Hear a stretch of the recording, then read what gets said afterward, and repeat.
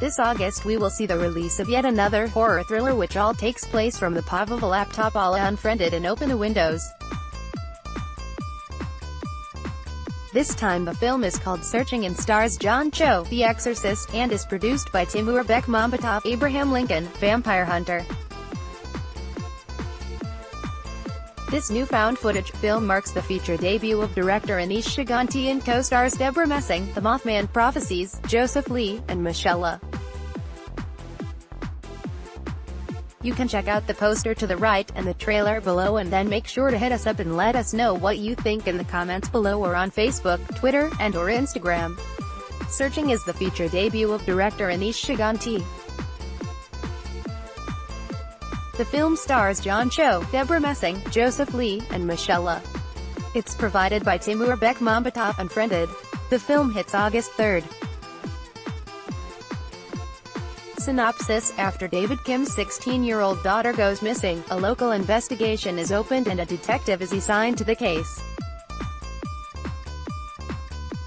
But 37 hours later and without a single lead, David decides to search the one place no one has looked yet, where all secrets are kept today, his daughter's laptop.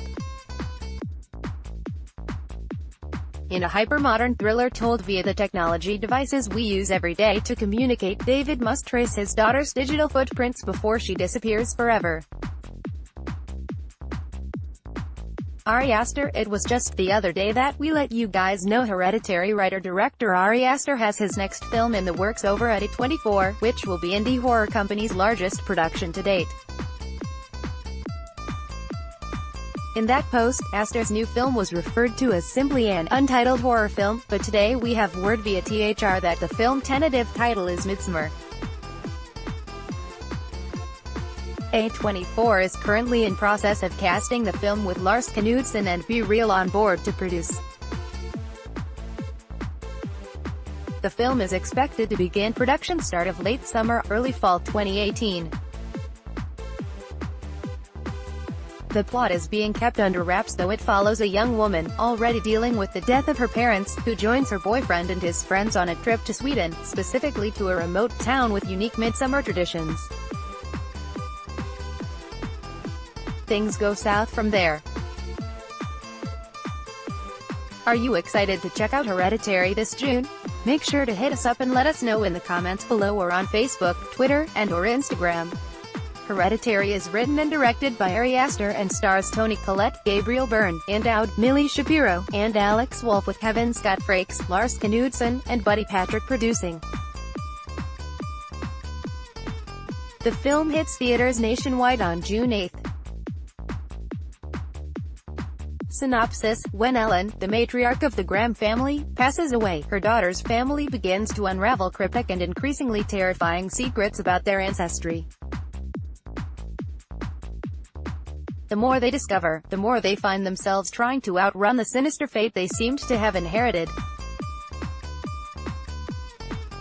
Making his feature debut, writer-director Ari Aster unleashes a nightmare vision of a domestic breakdown that exhibits the craft and precision of a nascent auteur, transforming a familial tragedy into something ominous and deeply disquieting, and pushing a horror movie into chilling new terrain with its shattering portrait of heritage. Fittingly, this Halloween we will witness the return of Michael Myers via director David Gordon Green's Blumhouse remake of John Carpenter's Halloween. But before we get too excited, it looks like the film is heading back out for some reshoots. Our buddies over at Bloody Disgusting learned that Green is getting back behind the camera to shoot additional scenes, and the agenda is to tweak the finale following a recent test screening. Without getting into it, yes, it took place. Does this spell trouble for Blumhouse's Halloween? Meh. Reshoots are a common thing these days, so I'm not worried about it. What does interest me is the fact that the film has been test screened. Are you still excited for Blumhouse's remake? Make sure to hit us up and let us know what you think in the comments below or on Facebook, Twitter, and/or Instagram. Halloween is directed by David Gordon Green based on a script he wrote with Danny McBride. Jamie Lee Curtis returns as Laurie Strode, as does Nick Castle as Michael "The Shape" Myers. They are joined by Will Patton, Andy Matichik, and Judy Greer. Halloween creator John Carpenter is on board as executive producer and composer. The anticipated release date is October 19, 2018.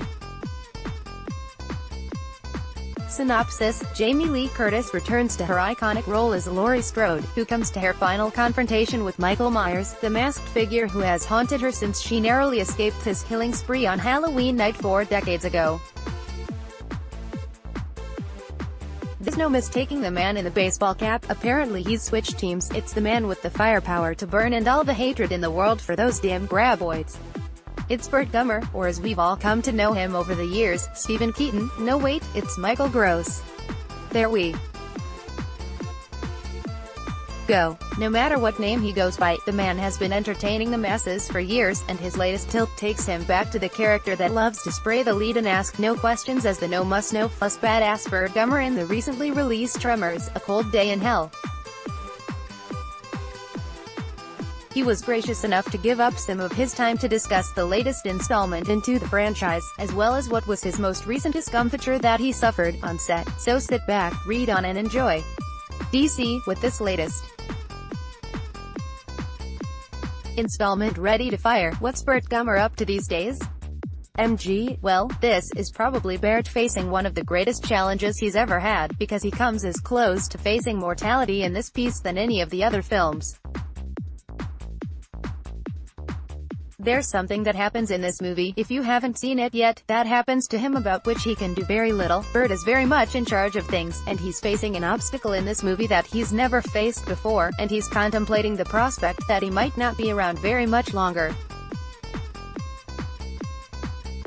This is a lot different than what we've done in the past, and he's forced to turn over control to someone else in the meantime, and he does not enjoy it at all. So, I think that's part of the conflict, Burt having to give up some authority and control. With this film set in an Arctic region, there is a whole new dynamic at hand with the climate change melting off some of the permafrost, and there are nasty things up there that have been trapped in ice for tens of thousands of years. DC, now the last time we spoke during Tremors 5, you assured me that while you got hurt during that filming, you'd try to take it easy this time around. So, any notable injuries too? Speak of. MG, well, let me put it this way, it's still ambitious with the filming, but I made sure to wear some of the proper padding and was far more careful of myself.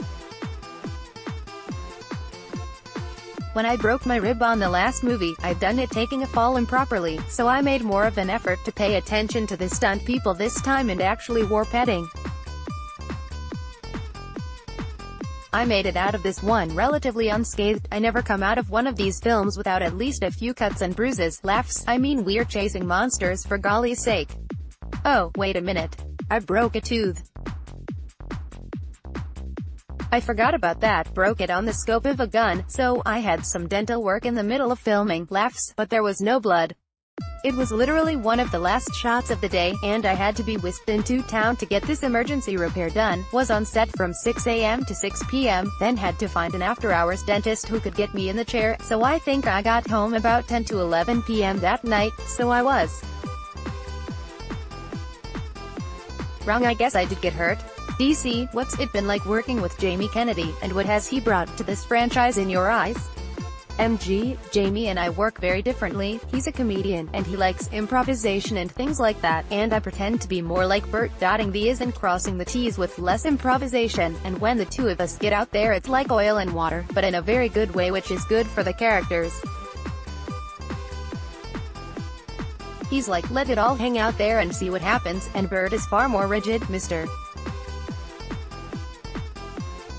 Gummer is not a relaxed sort of guy. Laughs, so I think it's not only a great addition in what he brings to his character with his talent, but we both work in very different ways and it shows on screen. It just works really well for the characters that we are trying to play. DC, back in the 80s you played the dad that millions wanted to call their own on Family Ties, and over the course of your career you've played a multitude of characters and personas. Is there one still out there that has escaped you that you'd love to get your hands on? MG, to be honest with you, I can think of very few. I've played Sons of Bitches, I've played Loving Sobs, and I've played Very Good Guys, but I really can't think of something. I've played Kings, Poppers, I've been very fortunate, and it makes for longevity because I can do a lot of things, but I don't know if it makes for stardom. I'm a character actor, and I don't want to be just Michael Gross up there, but it does make for a great deal of longevity. I'm playing a very outlandish gay man on Grace and Frankie on Netflix, and the character is the complete opposite of Burt Gummer, and I love the variety of it all. I think that's one of the reasons I started in theater. I love the variety of doing several different characters in a year, so to revisit Burt from time to time is really a lot of fun for me. I don't know if I'd like to do Burt Gummer, the series, but revisiting him every couple of years is a hell of a lot of fun. DC, lastly, after the release of the latest Tremors film, what's going to be filling up your work slate that fans can expect to see? MG, I'm also working on the show, The Affair, on Showtime, where I play Maura Tierney's psychiatrist, and Meredith Baxter and myself are doing a bit of touring in a play called Love Letters, and we might do some more touring with that this fall. I've also done a film for Disney that won't be out for a while, Holiday Time 2019. It's got Anna Kendrick in it, Shirley MacLaine and Bill Hader. It's their big holiday feature. I'm trying to keep busy and I just love the variety. DC, thanks very much for the time. Take care of yourself, please. MG, it was a pleasure speaking with you, and I look forward to the next time I can discuss my latest injury with you. Laughs.